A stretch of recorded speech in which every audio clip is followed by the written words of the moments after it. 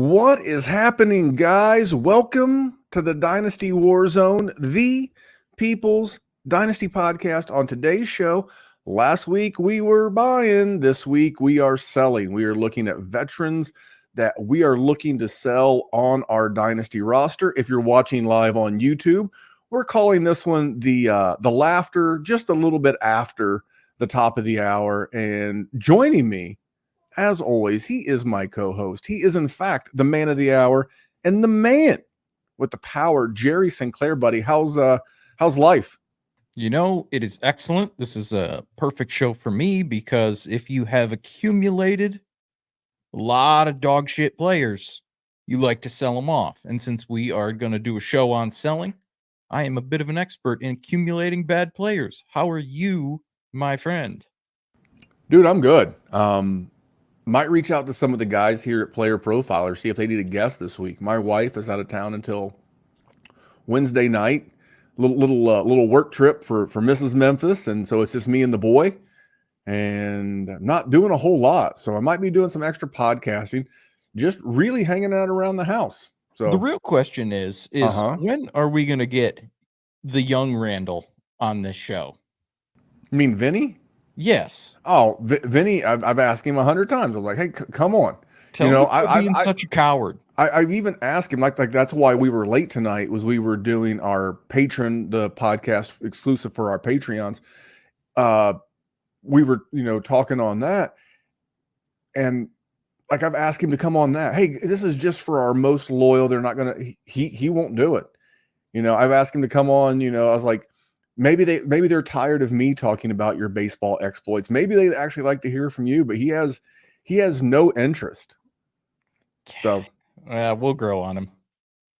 You like know, 7 years in, eventually. Maybe we'll grow on him. So we're going to be selling tonight. We have a good people, bad trades. Again, we're actually going to talk about two trades. They come from the league that I'm in. You guys know I like to get the commercial out of the way early. Let's do that, and then we'll jump in to good people, bad trades. Now, I know many of you are looking for a secret weapon for your Dynasty League, and I have it. It's called the Dynasty Dominator app. You go to the App Store, go to Google Play. It's right there. It's $5 to download, and then every year it's $5 to load the next incoming class of rookies. You can add Superflex, add tight end premium. It's incredible because it allows you to look up players. It allows you to vote on whether a player is a buy, hold, or sell, and then see the market sentiment on that player. And you can compare their lifetime value rating from Player Profiler to their Dynasty ADP at the FFPC, all in the price lookup tool. And beyond that, we have a trade analyzer, so you'll never lose another Dynasty trade again. And in our settings, you can set this is a win now team, this is a rebuilding team, and then we let you compare players. Look at their metrics side by side. Prospect metrics, NFL metrics. It's all there. It's $5 in the App Store. There's some add-ons for Superflex and to buy the upcoming rookie class. Every year, you're going to spend $5 on this thing, and it's going to be well worth it. Features tell, benefits sell. The benefit of that Dynasty Dominator is that you can default as to what your goals are. Because a lot of trade calculators, they're just theoretical. They're in a vacuum. But when you give anything more information, the more it can add in. I think that's a really strong feature that benefits you, especially if you're newer to Dynasty. You've not done a bunch of trades. You don't want to, quote unquote, get ripped off. I think it's a tremendous tool, Jerry. Yeah. And I mean, that's the thing that makes, it's one of the reasons that we joined Player Profiler, right? Because what Matt is doing is honestly accumulating the best assets, the best tools to make not just every listener better, but also us better. Because I use the products too, because I am selfish and I want my opponent's money. And I've used them before. This was even a co-branded thing with Player Profiler. I love the innovation. I love what they do, but that was just a long way of saying, check out the Dynasty Dominator. Let's get into this trade, Jerry. Let's get into good people, bad trades. And maybe you'll think it's bad. Maybe you'll think it's not. So I have a pretty strict criteria. I'm a snob about the Dynasty leagues that I'll join. It either has to be one of our new patron leagues or the people in the league have to be, at least a majority of them are people that I've never been in a league with. So Jax Falcone, another player profiler partner podcast, try saying that 4 times fast. But Jax Falcone reached out to me and he was like, hey, I'm going to have a couple of orphans. We're doing a dispersal. Would you like to be in it? I'm like, sure. Because I looked at the lineup and like JJ Zacharysen's in there, former Sonic Truth co-host Nate Liss in there, Jax Falcone. I'm not in any leagues with Jax. So it was just a lot of guys that I had never had the opportunity to play with. Well, I did the dispersal and I had the 108. I drafted the 108, so I had the 108 and tried to trade it. Couldn't. And I've been working with one guy, and I don't remember exactly his name, so I don't want to get it wrong. But you can check Jax's Twitter handle. He posted the trade, the first trade. So the first trade, good people, bad trades. I sent Jared Goff. No, excuse me. I sent Deshaun Watson and the 108, which was Brock Bowers. The league formats, 14 general managers, 1.5 tight end premium. So again, I sent Deshaun Watson and I sent the 108, which was Brock Bowers. And in return, I got Jared Goff. I got Jalen Waddle and the 301. Jerry, what are your thoughts on that initial trade? I mean, you know my feelings when it comes to tight ends early. So we talked about it beforehand. You had said that pick had already been made and it already was Brock Bowers. Either way, I'm fine with it. But I'm also higher on Jalen Waddle than a lot of people. I'll take Jalen Waddle over Garrett Wilson. And I know that's not a super popular take. I just think he's better. And Jared Goff is a better quarterback than Deshaun Watson because we're not in 2021 anymore. Jared Goff is now signed to a nice, juicy extension. He's got Amon-Ra St. Brown paired with him for the exact same amount of time. Jameson Williams there for a couple more years. Jahmyr Gibbs for a couple more years. Sam Laporta for another 3 or 4 years. That offense is stable, and it's going to be good. The Lions are not dying, which is good for me. But yeah, I'm cool with that. I know it's May, and in May everybody loves rookies, and I know Brock Bowers is the top tight end off the board, which means he has to get hyped up. I like that trade for you. I am on your side of it. As much as I would love to argue against you after last week, I am with you. All right, and I bought Jalen Waddle, who's connected to Tua, who I beat you up pretty vigorously for trading for last week because you get 15 points. I stepped over 15 points as I was mowing the yard today. We're going to jump into the follow-up trade that I did. So this team, I like to fancy it a contender. I'm stacked at running backs. I've got 2 quarterbacks, not great at QB2. Got TJ Hawkinson. I really like TJ Hawkinson. TJ Hawkinson's a top 3 dynasty tight end, in my opinion, but he's coming off of a pretty catastrophic knee injury, and it was late in the season. So I needed another tight end in this league, and we're going to talk a little bit about him now as a sell, but Jackson Smith and Jigba. Not a guy that I'm super high on. I got him in this dispersal. I had been trying to move him. Apparently, these guys aren't super high on him either, or they wanted him for free. So I was going back and forth with JJ, and I sent him, just winged it, sent him JSN in return for Marvin Mims and Pat Freiermuth. Pat Freiermuth being the tight end of the Pittsburgh Steelers. I'm not going to divulge the conversation we had on our Patreon. My brain jerked off for a little bit. That was my bad. You veered off the road. You veered off the road. Now, I like Pat Freiermuth, and I walk it like I talk it. If you listen to this show for any length of time, if I say buy a guy, that means I'm personally buying that guy. Who did I have on my buys last week, Jerry? Pat Freiermuth. I was going to say, you're going to make me look it back up. I do write everything down that you say. I know you do, and you should. It's in an effort to make fun of you. Sometimes it backfires, and I have to just pretend I didn't write it down. Totally fine. I completely understand, to be honest. But I like Pat Freiermuth, and I've been big on Marvin Mims. Could JSN blow up? Sure, he could. I'm not sure how the offense in Seattle is going to go. we were talking again on that pre-show that, Gino's a guy that I'm looking to sell. That's a little bonus one. I won't give you all the ins and outs of that. And I do want to bring up one thing before you roast I'll this give it trade. to you. He's not very good. But anyway, continue. I forgot to mention last week Justin Fields as a buy. And Field Yates came out with a comment saying that he feels like Justin Fields will start games. I will just say this about Justin Fields. The Steelers have like $2 million out of pocket. Now, I know Russ is making a lot more because the Broncos are paying it, but they're paying him like $2 million. And he's not been good the last 2.5 years.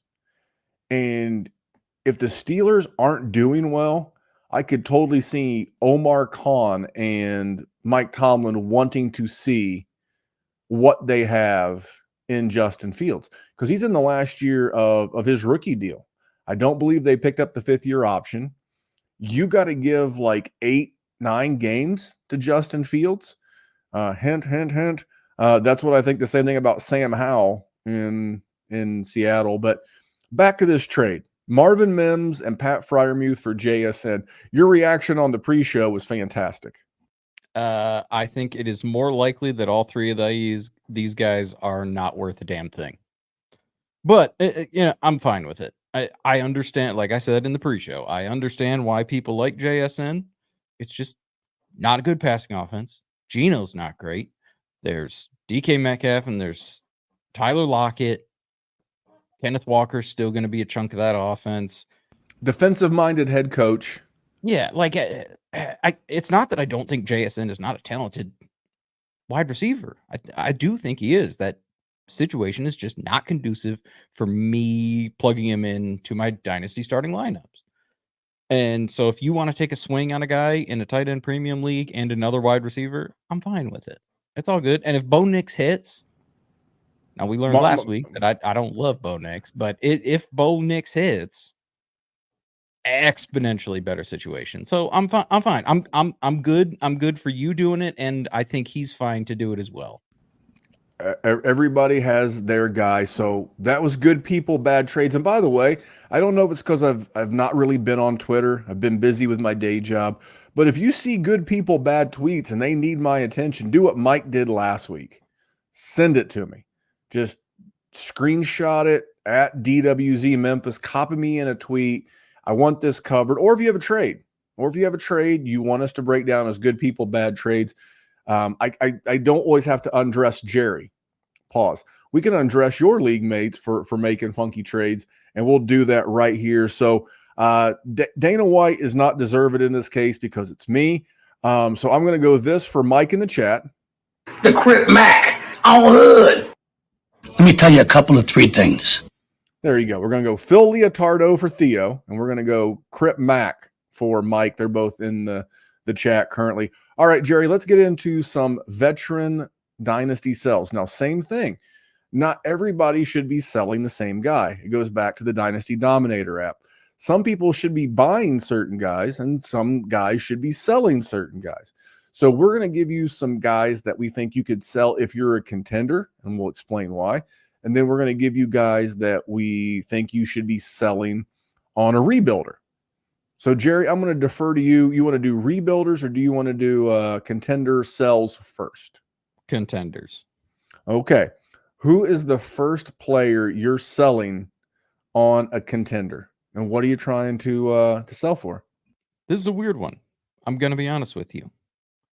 Not because I don't believe in it, because I think people would think the opposite, but it's Josh Jacobs. Josh Jacobs went from 1,600 yards to... You're selling Josh Jacobs on a contender?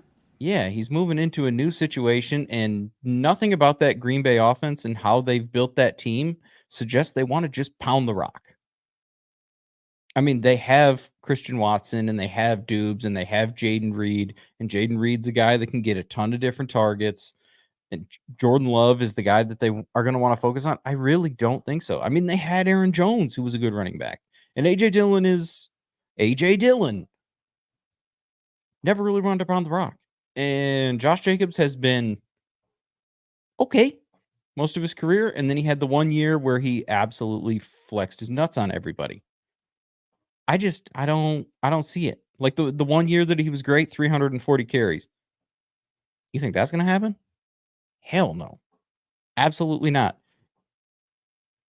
And the Detroit Lions have an elite run defense. The Bears have a pretty good defense. We'll see what the Vikings can do. And they got to play those teams 6 games out of the year. That's Tough fair. sledding. I will say that Green Bay wants to play the NFC West this season. The NFC North does, so they're going to have to go against San Francisco, and they're going to have to go against. I mean, I don't know. I think you're okay. I think as a contender, I'm hanging on to Josh Jacobs. Which I understand if you do, but also going into his age 26 season. I'm with you. I mean, how many years? Let me ask your honest opinion. How many Sure. years left do you think Josh Jacobs is relevant in the league? 2, okay, maybe 3. So if he's only relevant for 2 years, why would I not try to get out of that? Well, because you're contending. Like I understand because you're contending, but also that doesn't mean I have to just let people die on my roster. And if Josh Jacobs, that's true. If by week 4 Josh Jacobs is on a tear, or he's shown at least signs that he could be on a tear, his trade value is going to be great, and I can unload. I don't necessarily have to ride him out, because I don't think he's going to be a top 5 running back in fantasy this year. That's totally fair. I think he's going to be more like a top 10. He tends to play 14, 15 games every single year. Yep. Solid in the passing game. Aaron Jones was averaging about 3 receptions a game. So if that just translates over to Josh Jacobs, you're going to like that. You're going to be looking at 50-ish catches on the season. That's going to be a real nice number. Maybe in the neighborhood of 1,100 yards rushing. Don't know what the TDs are going to be. And Christian Watson's health notwithstanding, 100%. You've got, you mentioned Dubes. Thank you for pronouncing it correctly. You got Dubes. You got your boy, my guy, Jaden Reed. Love Jaden Reed. So those 3 wide receivers, Luke Musgrave. It's kind of like a low rent version of what I like about Indianapolis and Jonathan Taylor. Because with all the weapons the Colts have, I don't know how good they are at catching the football, except Michael Pittman Jr. There's a lot of fast guys there. And that's going to make a lot of light fronts for not only 100%. Jonathan Taylor, but also for Josh Jacobs. I'm fine with you wanting to sell them. I think this is just me personally. I would have listed him as a rebuilder's sell. And well, I mean, I've got a spicier running back for that one, which is why I went with that. But okay. It's the problem is just that he's hitting that age decline where running backs always decline. Plus, he's in a new situation where we really don't know what he's going to do. And it's a lot different running in Las Vegas than it is in Green Bay in November and December. Not to say he hasn't played in cold weather games, but when you have to do it week in and week out, it's a different type of ball game. It's just you're getting to the point where he is going to decline in value no matter what production he does. And so I want to get out of that before it does. Totally understand. So how about we compromise on this sell? I'm fine with you selling Jacobs in season. That's what I'm saying. That's what I said earlier. Like week 3, week 4. Yeah. I'm not looking to move him now. I think you need to see him in that offense. I think you need to see him thriving. I'm moving 0 of the players that I'm talking about right now. So this is like a preemptive, and you're going to denote that as we move along in the podcast. Yes. You're going to be like, hey, and so you can say when this is what I'm looking. There's one person that I would trade in the offseason that I'll talk about for my rebuilders, but I'm totally cool with that. Well, I'm gonna go with mine. So we're going with contenders, right? We have agreed we're going with contenders. Yep. And as much as I like this guy's rookie season, I think he did real well. I am looking to move off Jordan Addison. He is currently Player Profiler's wide receiver 19, and it's not that I don't like Jordan Addison. I don't know what is, but I'm a contender, right? I'm looking to move him because I don't know what the offense is going to look like with JJ McCarthy. It may be Sam Darnold to start the year. it's a high volume offense. We don't know what TJ Hawkinson is going to look like, but if I'm contending, I want something a little bit more solid. I want something a little bit more tangible. And so what I did is like when I pulled him up, it's not that I don't, and Jordan Addison's a great buy if you're in the middle of like a rebuild. If you can flip flop some of these guys, and like you just mentioned, Josh Jacobs, if you could trade Josh Jacobs to a contender for Jordan Addison, I think that's a win for both parties. I think that's an absolutely great trade. But if I'm contending, I don't want to worry about if Jordan Addison can repeat his 13-point a game. And 13 points a game is not a lot of points. No. So what I would rather do with Jordan Addison is I would rather move him and go out and try to get a guy like Chris Godwin, who averaged 12.5 points. He's Player Profiler's wide receiver 44. And if I can get something, if I can get something else too, so I mean, literally you would at least get like a mid-second with Chris Godwin for Jordan Addison. I think that would be a good or I don't know. Maybe it's Addison in a second for Godwin in a 25 first. I don't know. But Terry McLaurin's another guy you could go get. A little bit older than Jordan Addison, and Christian Kirk. These are three guys that I wrote down that I think you could get the same number of points you were going to get from Addison. And the first that I would take, unless they want to get off their feet and give you a really good one this year, I'm more than happy to take that draft pick in next year's class. Because as a contender, at some point, you've probably got a more mature roster. And at some point, you're going to have to start adding some fresh pieces. So getting like a future first or second or whatever you can get in a deal. That's why I'm moving Addison. And I see Harry in the chat. Yeah, I know Hawk's out for a minute, but I thought the same thing about Zach Ertz last year, and he showed up, week one. Didn't play worth a damn, but I think part of that's because he's Zach Ertz. He's Zach Ertz. Part of that's because he's Zach Ertz, and he's 35. He's younger than Travis Kelce, but part of that's because he's Zach Ertz. So we'll see with Hawk, but obviously I have my own concerns about Hawk. That's why I went out in the trade I did earlier. I went out and got Pat Freiermuth as a backup just in case. So that's why I'm selling Addison. Thoughts? What pathway does Jordan Addison have to be a wide receiver one? He's got to he's got to overcome Justin Jefferson or get pretty damn close. Well, he needs a Jefferson injury. Well, and Hawkinson to in fact be out. Yeah, and that's what I'm saying. That's and still you need JJ McCarthy to be good enough in the NFL to help him out. Not to say he can't be, but that's another what if. So the pathway for Jordan Addison to be a wide receiver one, there are a lot of obstacles in that way. So I'm fine with it. I think it's dependent. If you have a good wide receiver core and you're set, and Jordan Addison is just extra, I'm also fine holding on to him because he's going to be at least intriguingly productive, if that makes any sense. Where he's going to be relevant, and people are always going to think, "What if he gets that next step?" I just don't know that he does. He's just not a better wide receiver than Justin Jefferson, and TJ Hawkinson's always going to be there. And then we're relying on whether Sam Darnold or JJ McCarthy can be a 46, 47, 5,000 yard passer, which is what he's going to need to do to be able to command that type of production with Justin Jefferson and TJ Hawkinson already there. And are they those type of quarterbacks? I don't know, but I would be betting against it. So I'm with you. I'm with you. I'm not out on Jordan Addison. I just don't think it's likely that he is a game changer. That he's a guy, when you plug him in week 17 in the championship, you are happy that you are starting Jordan Addison versus who your opponent's wide receiver in that position is. I am guessing they will have a better wide receiver than you. Very, very possible. But remember, Jordan Addison could still give you 3 for 140 and 2 touchdowns. He had a couple of weird stat lines like that last year. I've got an interesting one for you here in just a second. But who is your second rebuilders sell?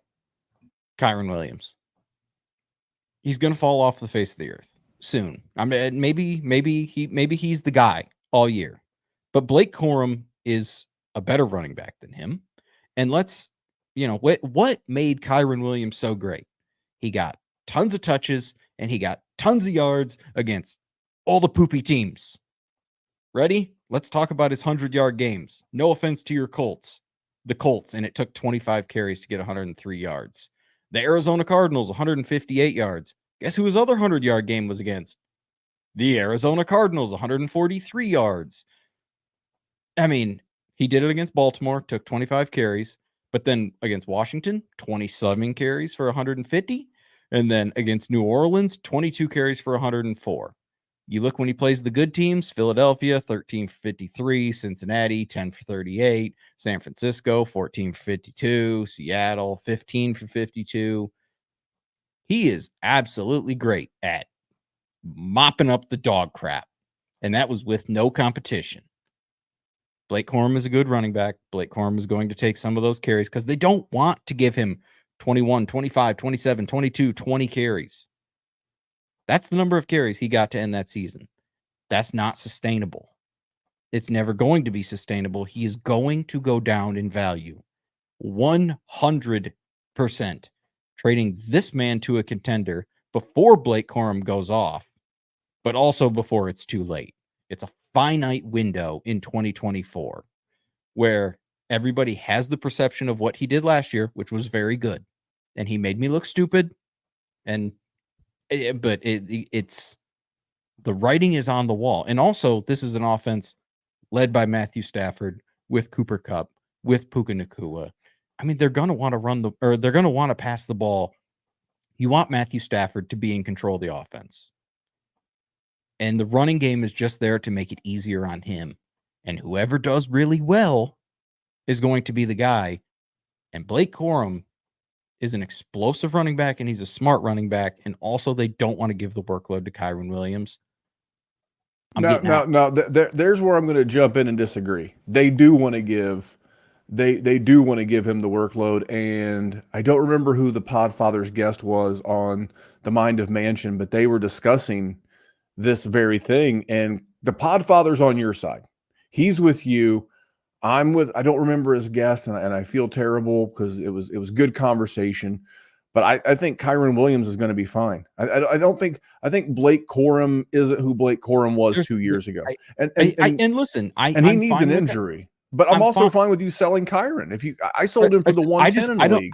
I don't see a path where Kyron Williams' value increases for sure, or even stays the same. Like there's just no way he's gonna get this workload, which is gonna replicate his value. I'm fine with it because it's the James Robinson corollary. You have a guy in the case of Robinson, he was an undrafted free agent, and with Kyron Williams, I think he was a 5th round guy. So I think he's going to start off the season as the bell cow. But I don't think. But the difference is, I don't think Blake Corum is anywhere close to Travis Etienne. Now, he was before he got injured. Fair. He's fine. He's a great backup. Like I said about Blake Corum before, did you really think that Sean McVay was going into this season with Royce Freeman? Freeman and Darrell Henderson? Of course they were going to bring one in. Yeah, they were going to bring someone in. So why would I be concerned? If you're a contender and want to hang on to Kyron Williams, I'm cool with that. If you're like Jerry and you want to maximize the value because you don't want the banana in the tailpipe that is a running back with no draft capital, because to Jerry's point, if something happens to Kyron, and he missed like 5 games last year with an ankle issue, and what's funny is his rookie year he missed time because of an ankle issue. So this is like you're starting to see a reoccurrence. I'm totally fine with that. I'm going to sell another running back as well. A little bit of a bigger name. People love the situation. I don't love the situation. Even though, actually, you know what? I've got these guys backwards, but I didn't say the name yet. It is a running back because I'm a contender here, right? I'm looking to get pieces to help me win. I'm moving Devon Achane. No kidding. Where do you think Player Profiler has him ranked amongst dynasty running backs? 11. Cut that in half, mister. 5. Jeez. If I can use something like the Dynasty Dominator app or, Dynasty Deluxe or one of the packages here, and you can show this to one of your league mates, and everybody loves a good calendar screenshot or a calculator screenshot. Please don't do that. You can have the conversation, say, hey, I'd like to move you Devon Achane. Hey, did you know he's Player Profiler's 5th ranked Dynasty running back? But I'll just list some of the guys behind him. I can get any of these guys. I'm going to take Jonathan Taylor. Yeah, I'm taking Jonathan Taylor over Devon Achane. Travis Etienne, taking him over Devon Achane. Rashad White, Kenneth Walker. The guy that I would target, because I mentioned him last week, I would target Isaiah Pacheco. They brought in no competition of note, and you could get a nice plus in that gap between, like, if your rookie draft hasn't went down yet and like the 201 has Pacheco and you have Devon Achane, I'm shipping it. I'm shipping him. I'm gonna go get the guy who I think is the better running back. And Pacheco last year averaged 15.3 PPR points a game. Guys, that's beautiful. Now I know Achane, when he played, he set the scoreboard on fire at times. But they brought in Jalen Wright. They re-signed Raheem Mostert. I don't understand how he's the Dynasty tight end 5. So I'm a contender. Again, if I can go get a more stable 15, 16 points a game out of Isaiah Pacheco and bank those future picks because my roster is going to need them, then I'm going to do that. Thoughts? I mean, you're going to get a big juicy plus if you're going to trade him for Pacheco. But sign me up, mister. I'm going to sell him. I tend to agree. And I understand why people do it. I mean, he had 11 touchdowns in 11 games, and some of them were extremely explosive. I mean, but we're talking about the problem with his value is that the first game he actually got some action was the game where Miami scored 70 points on the Broncos, and he had 200 yards and he had a bunch of touchdowns, and then the next game 100, next game 150. Big time touchdowns, barely getting any touches, but he had those explosive runs. And then he missed 5 weeks. And then he gets hurt because he's 5'8" and 170 pounds or whatever the hell he is. This is all the other reason why I'm looking to get out of the Devon Achane business. It's not that I don't think he's talented. It's just that as a contender, I don't like the additional competition. You seem to think Tua's going to throw the ball a lot more. I tend to disagree. But I just see a lot of things not working in his favor. And he's a guy, if he does not get off to a fast start, his dynasty value, I think, is going to plummet. And so if he gets hurt again, his value is really going to plummet. And then he's 5'9", 180 pounds. So and then the multiplier, the multiplier is while he's hurt, if Jalen Wright comes in and stacks up 2 or 3 good games in a row. It's kind of similar to what I think your theory is with Kyron Williams, is that if he, gets injured and Blake Corum comes in and shows to be reliable, that job will be harder to wrestle away. And the difference is Devon Achane didn't have the 2023 that Kyron Williams did. No. So I like the talent. He's fun. He had a 50-point game. That's awesome. He also had 3 other 20-plus point PPR games. That's super. I mean, if you had him in the fantasy championships, he scored 23.7 PPR points. So I get why you would love him. Touchdowns. I just don't value him as the dynasty tight end 5. So I'm going to move on from him, and you're good with that. I'm 100% good from it. I understand if you like him because he is explosive and you want to have that extremely high ceiling guy. I'm cool with it. There's way too much going on that makes me think that is not repeatable. 11 touchdowns in 11 games, not repeatable for Barry Sanders, let alone Devon Achane.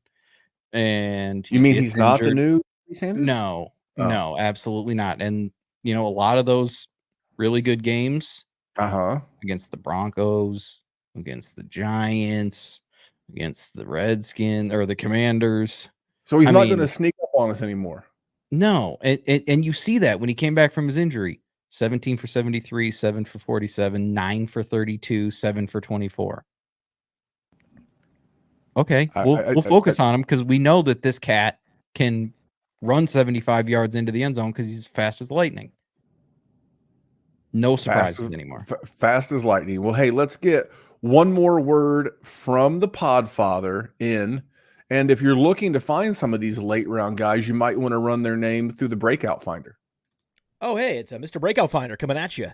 The Breakout Finder features 3 key tools: a database of metrics that include speed score, college dominator, breakout age, but also Breakout Finder only stats like dynamic score, level of competition, teammate score. All of these things are part of the overall Breakout Finder algorithm that pinpoints the probability that a player will break out. Everyone's talking about my model does this and my model does that. Well, we give you the data points that go into the model. We have a feature that lets you compare players, and then we give you the precise probability of every wide receiver, every running back, sorted and filterable by class year. So when I'm talking to my friends and I need to show them why I'm so bullish on player X, I pull out the Breakout Finder and bam, there he is. So go to the App Store, go to Google Play. It's $5 to get the Breakout Finder, and then a couple extra bucks to get some of these additional enhanced stats. Go download it and thank me later. There you go. People are like, 2 commercials. I'm like, yeah, I'm a company man, first of all. And sometimes we just need that minute break. We got to stand up. We got to stretch. It works for everybody. Check out the Breakout Finder. It's a cool app. One guy I was gonna mention, and I'll mention him now, and I debated was Jalen Hurts. I had him as a rebuilder's sell. Now I'm not going to get into him because not too deep. And the reason is I still value him as a top 3 dynasty startup QB. I mean, I have him right behind Pat Mahomes. I know some people may have Stroud there. For me, it's Allen, Mahomes, Hurts. Those are the big 3. But if I'm rebuilding, I don't know what this offense is going to look like with Kellen Moore. So I almost put him in there. I don't know what the offense is going to look like. His stats were mostly flat from last year, except the interceptions went up. His rushing was okay. He went from 13 to 15 rushing TDs. I think he's a safe asset, even though he quote unquote had a down year. I just think as a contender, his playing style, I'm not sure that it's sustainable long term. So if you could get Justin Herbert plus for Jalen Hurts, I'm in there. I think Justin Herbert's going to be a buy. I think people are automatically down because of the running. I just wanted to bring him up for a second to illuminate like what I'm thinking. And like I said, I'm not giving him away, but if I'm in a rebuild and he's like that one really good piece, man, can I get a quarterback that I like for the future and like a couple of other things? I think that's a nice way to start the rebuild. It's not anti, Jalen Hurts. It's anti, having one big piece.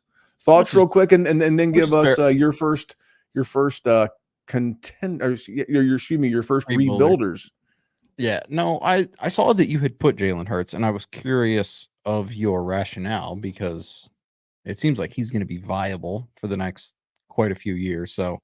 But in the sense that if you have Jalen Hurts and you don't have a plethora of talent and you can, take a ton of shots, which you could. I mean, depending which quarterback you want to get back, you can get a lot of plus. Like if you're like, I'm gonna take Trevor Lawrence, you're still gonna get some plus. If you want to take Bryce Young and you really want to gamble, you get a couple first. Don't take Bryce Young. I'm just no. If you can get, I'm just saying, but you're getting Bryce Young and 2 firsts. Okay, now we're cooking a little. I mean, listen, I'm just saying. You're just throwing names out there and got a little excited. Yeah, exactly. You're excitable. I understand. I got to slow you down. I think bottom tier, like who's a young guy that is really not worth a ton, so I can get a ton of firsts for it. You think you could get the 101 plus? You think you could get Caleb? You can't right now. It's May. Yeah, people like pushing the button on that draft pick. 100%. And if they just made that draft pick, they're going to ride it out. But just for everybody out there, if you can get Jalen Hurts for Caleb Williams, I'm again, but this is a rebuilder. And this and honestly, I didn't It's- think I about don't- it I don't- until we started talking. But like, if you're like in a dispersal startup or you took over an orphan at the FFPC and this thing's struggling, now you got it cheap or you got it for free or you got it for whatever, but it's got a lot of work to it. And like Josh Allen's your only really good part. I kind of feel the same way. And it's not because I don't like him. I love Josh Allen, like family. You got to kickstart that team at But- some but- point. Correct. And Josh Allen, along with Jalen Hurts, have the potential, just the potential to have that Cam Newton career arc. It wasn't long where Cam Newton went from QB1 to QB done. And it doesn't take long. Remember, the NFL stands for not for long. So I love Jalen Hurts. I love the rushing volume. I love everything about him. Same thing with Josh Allen. We'll just throw him as a little bonus, a little aside. If you're rebuilding and you need to get a lot of pieces, that's a great time. Give me a guy, Jerry. Give me a guy. Told you I was going to talk about another running back. And this is a running back that I am higher on than most people. And I love him. And he is one of my most owned assets across all of my teams. But if I am rebuilding, I am going to try and sell Jonathan Taylor for profit. He is he's 25. By the time your team is relevant, he is going to be past the age decline for a running back. And we have seen back-to-back seasons of him missing big chunks of the season. That is not conducive for a rebuilding team. So I am going to go to the team that is in third place, or the team that is in fourth place, or the team that is in sixth place, and they're trying to hold on for dear life when it comes playoff time. And I'm going to sell him Jonathan Taylor, who's going to be an RB1, assuming he's not injured at that point. And I'm going to make some money. This might be the smartest thing that you've said, at least in, and it's not just Jonathan Taylor. You can insert any running back, with the exception of like Gibbs, Jahmyr Gibbs, Bijan Robinson, with the exception of those two. And that includes Breece Hall, because Breece Hall would be with the Gibbs and the Bijan side, but the knee issue he's already had. I'm telling you, if you're a rebuilder, these type of assets, Breece Hall, Jonathan Taylor's great because I think he's going to smash. He's absolutely going to smash this year. He could have a great 2024. He may even have a great 2025. But long term, as a rebuilder, by the time your team gets good, he's starting to age out. And then, like, you should have been adding wide receivers. Do your rebuilds around young wide receivers, not young running backs, because they kind of go in the opposite order. Get loaded up with good wide receivers, and then year 2, year 3 of your rebuild, start layering in those running backs. I think it's a good call, Jer. Thank you. I try. And listen, I think that's the format for a lot of rebuilding, is if you do have running backs like this, trade them for wide receivers, and your team will still suck because your team sucks because you're rebuilding. And then you draft those elite running backs, because outside of this year, most years, running backs are at the top of the draft, and you can fill them in from there. So then you traded for good wide receivers. You're drafting running backs over time. Good to go. By the time they're hitting that apex age 23, 24, boom. Then we're cooking. We're not prolonging a rebuild by having running backs that'll age out. And then by the time I want to trade them, it's too late. Now I'm getting Derrick Henrys and Ezekiel Elliott's and every Antonio Gibson's. There was times when all of those players were worth tons. You know what they're worth now? Maybe a second for Derrick Henry. Yeah, people still want him. I have him in a couple of leagues, and I want people. Him. If I'm contending.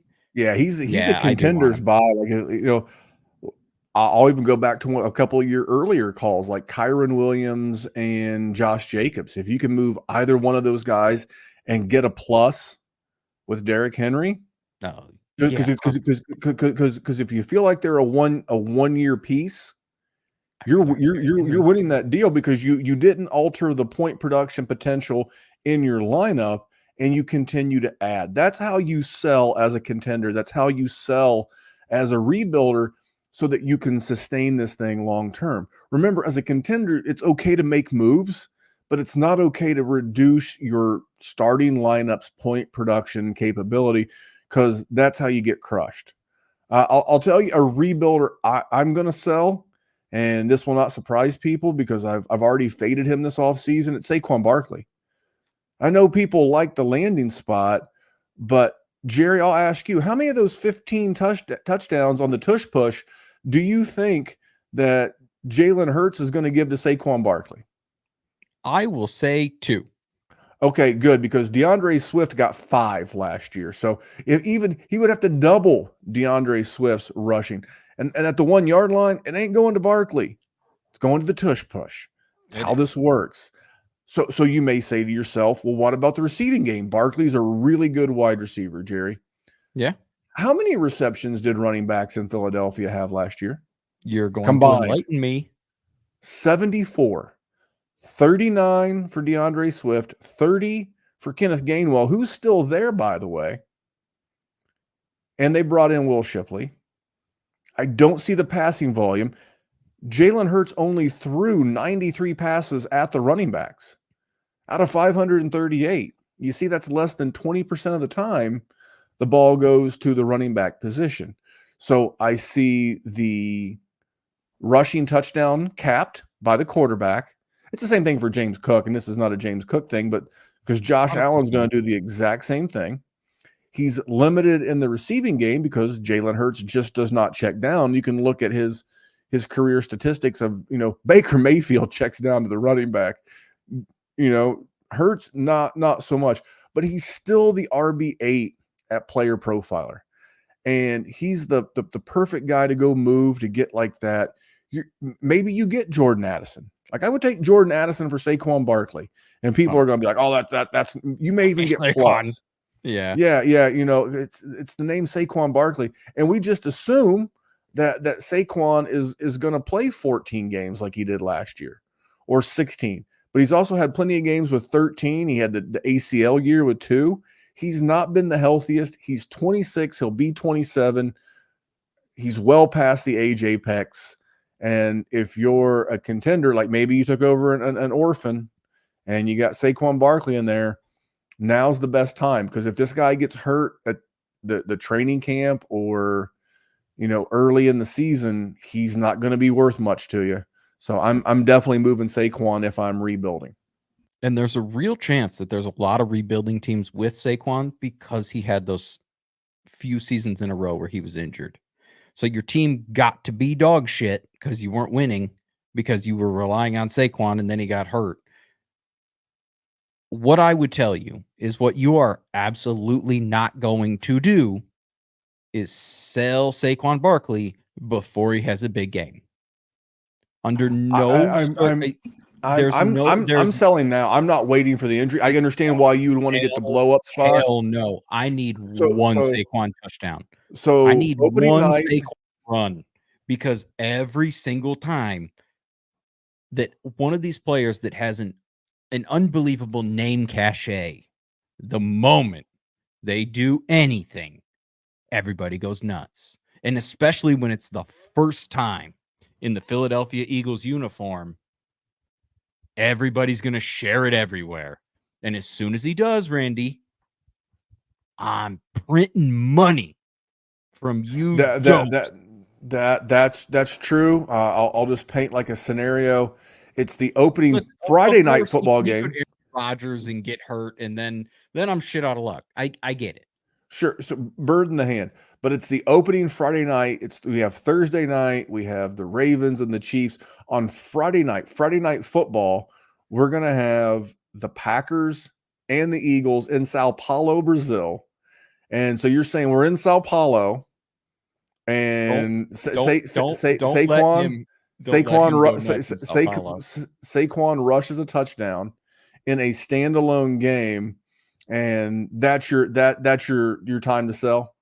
I need him to play because he's gonna have a game where he gets a touchdown or two, and he's gonna have a game where he gets like 90 yards, or he has this one play where he just looks cold as hell in one of those like the Dark Eagles uniforms, and he gets a tutty, and then everybody's gonna share it. Well, NFL.com's gonna share, the NFL Twitter's gonna share it. Saquon's first touchdown is an Eagle, and then ESPN's gonna do it, and then you all have a league with Eagles fans.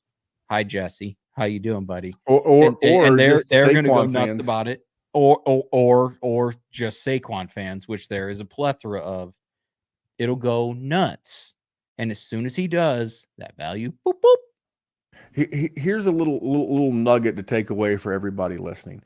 If a player has the chance to win on hype, now anybody can get hype, right? Anyone can catch steam and stay hot. But start going through your head I'll give you another guy that's an example, T. Higgins. If T. Higgins starts off hot, his value is going to go up because people already want these guys to be successful. And when you want someone to be successful and they're supposed to be successful and then they are successful, there's this artificial inflation of value. And if you see players like that, then maybe I'm okay holding off. I'm kind of more of a bird in the hand, is worth more than two in the bush. It's that way for a reason. Jerry, give me one more sell. Give me one more guy you're selling if you're in the throes of a rebuild. So, Randy, I was driving home yesterday and I was doing my paperwork while I was at work. And, I like to flip through the annals of Player Profiler YouTube. I watch us on YouTube. I like to see how many ums and a lot of people watch us. A sack full of ums and does. Yeah, but I want to get a little bit better. So I like to watch us, but I decided I was going to watch The Sonic Truth with Alan Seslowski, our boy Theo, and the one and only Matthew Kelly. And there was a quote said by the Podfather, and I thought it was poetry. It was immaculate because it's what I feel in my heart. I just learned Jerry's a brown noser, kissing the boss's ass. I see what we're doing here. I don't think you're gonna like it, but it was by the man, the myth, the legend, Podfather. He said, if you are relying on Will Levis for your dynasty teams, and I quote verbatim, you're fucked. And my guy is Will Levis. We have seen precisely and exactly one iota of any relevance. And everything beyond that has been dog piss. To quote our man, Corey Eyring, poker YouTuber, whenever the flop comes out, he loves to say dog piss when he misses a hand. That's what Will Levis is. Ready? He had the 4 touchdown game against the Atlanta Falcons. Were the Atlanta Falcons a good team, Randy? They were not. Here's the thing. If you ask the Atlanta Falcons, they do think they're good because clearly they didn't need any help on for a defense that was like in the bottom 3 of turnovers forced. They went out and drafted a QB, but the Falcons defense was dog shit. He smelly, stinky. 4 touchdowns in that game. He proceeded the next 1, 2, 3, 4, 5, 6, 7, 8 games to throw, ready for it, 4 touchdowns in 8 games. That's was he the focal point of the offense, or was Derrick Henry the focal point of the offense? It doesn't matter. It doesn't matter if he's the focal point or not. Everything matters. You can't even if somebody. That's the point. The defense is literally focusing on Derrick motherfucking Henry, and all you can do is get me 4 touchdowns in 8 games. Who was he throwing it to? Now he's got Calvin Ridley. That tickles my nipples. No, nothing about what that man showed me a guy that I want to rely on.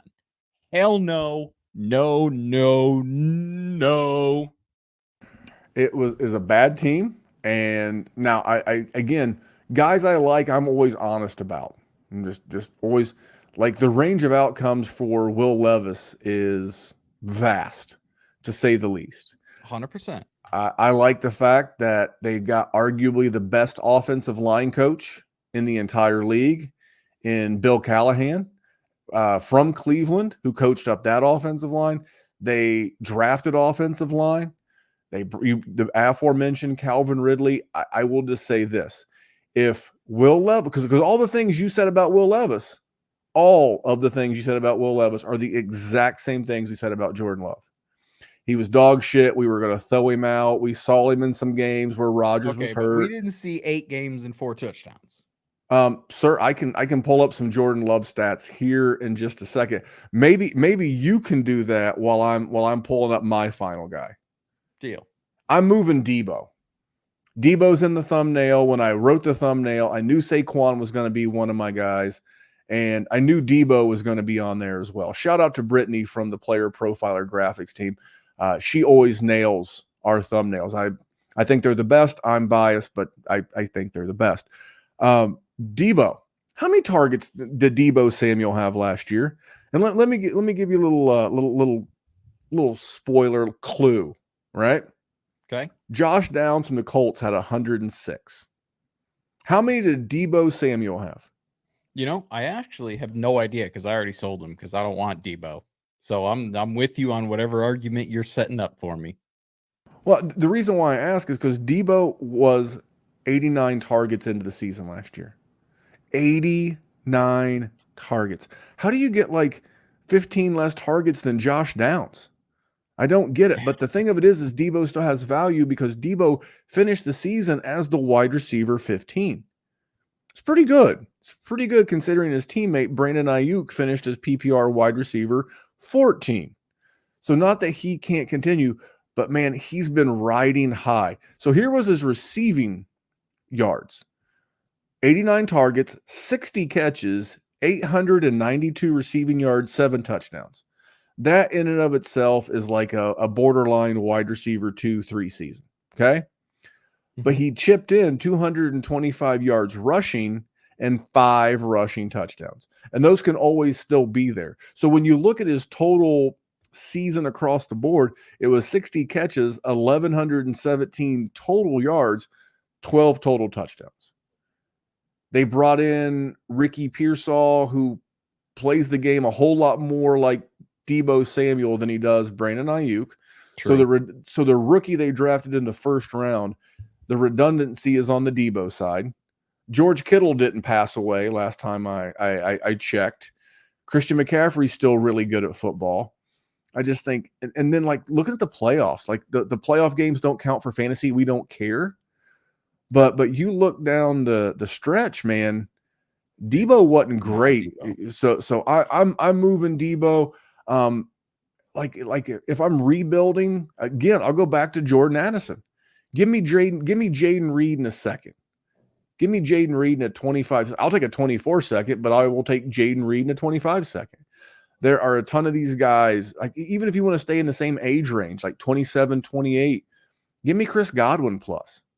I am getting off of Debo Samuel. I've been off Debo Samuel for 7 years. He didn't absolutely make me look like a dummy last year. He did it once. He made you look bad once. No, he didn't make me look that bad. He finished as a wide receiver 2. I know. And he's one that's living on touchdown, year after year. At some point that goes away. And all of a sudden you got a wide receiver who has 60 catches for 890 yards and 7 touchdowns. And you're like, wee.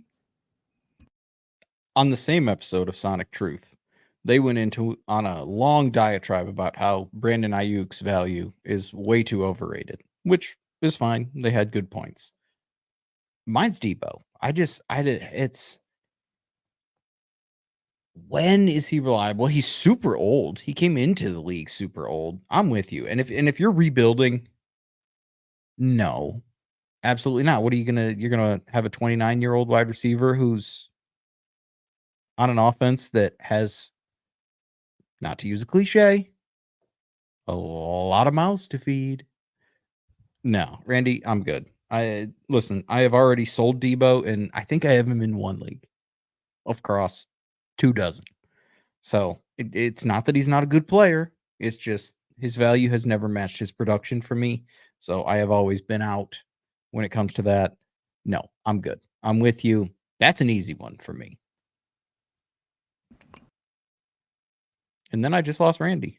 This guy just getting drunk while we're doing this? I have no way to end the stream. So if you guys are here, you are just gonna have to. There he is. I was gonna say I have no way to end the stream. So, it's going to run on in perpetuity. No, it's going to leave it open. Eventually, like the dog will come in here. They'll watch her. All of a sudden, my internet went gone, and the little prize wheel started spinning. And luckily, we were at the end of the show. So thank you for those that stuck around to the end. Thank you for the group chat.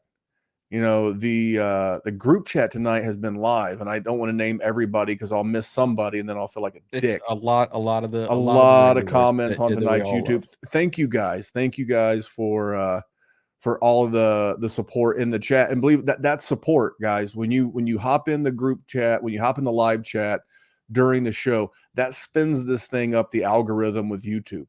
That's free. That's you freely helping the show. Same thing also, if you leave it makes me feel good. Makes me feel good because when we started this thing, it was just me in the corner of my apartment. We didn't have video, and I was just talking to you. You didn't have a whiteboard. You have a whiteboard now. Yeah, that's got. I didn't have Bo Jackson.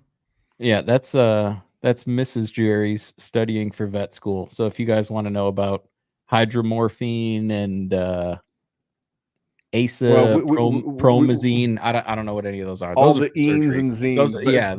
Those are so she can knock animals out and then do surgery on them. We keep up this conversation, and people are going to need morphine.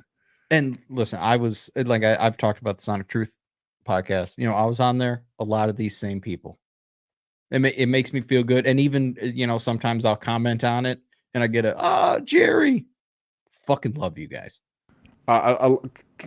So we're at the end of the show. So if you're done, you can be done. We got nonsense from here on out. But can I tell you a story? Shoot.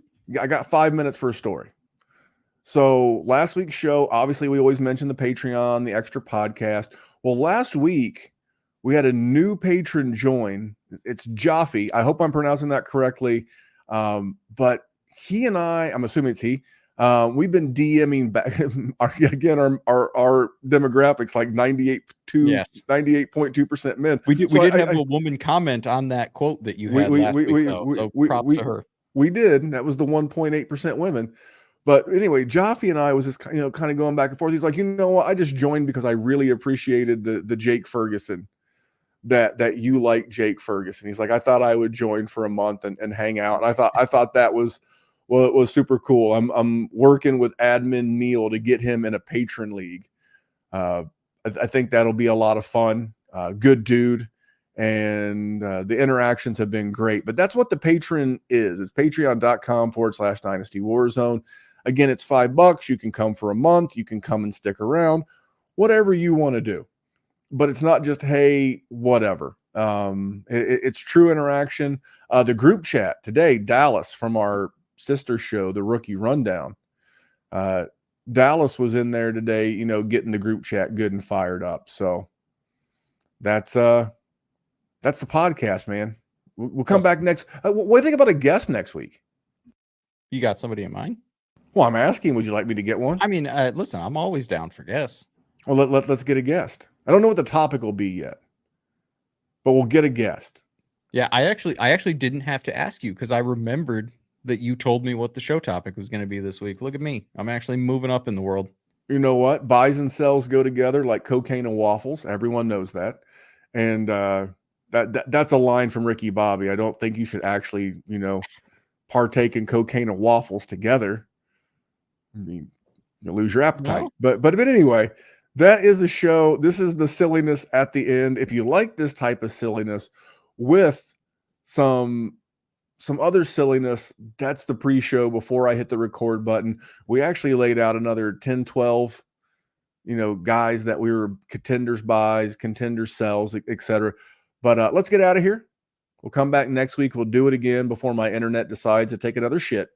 But remember, here at the Dynasty WarZone, we are just trying to make the world a better place for fantasy football. That's Jerry Sinclair. Give him a follow at JerrySinDWZ. I am at DWZ Memphis. You guys have a great night. Goodbye, chat. From the Podfather to you, I deeply appreciate you tuning in. And many ask, what can I do? What can I do to help support the hosts, the research they do, the production costs? Go to playerprofiler.com, Dynasty Deluxe, World Famous Draft Kit, Rankings, DFS Dominator, and of course, data analysis. Subscribe to any one of those, and you support all of us and take Player Profiler to the moon.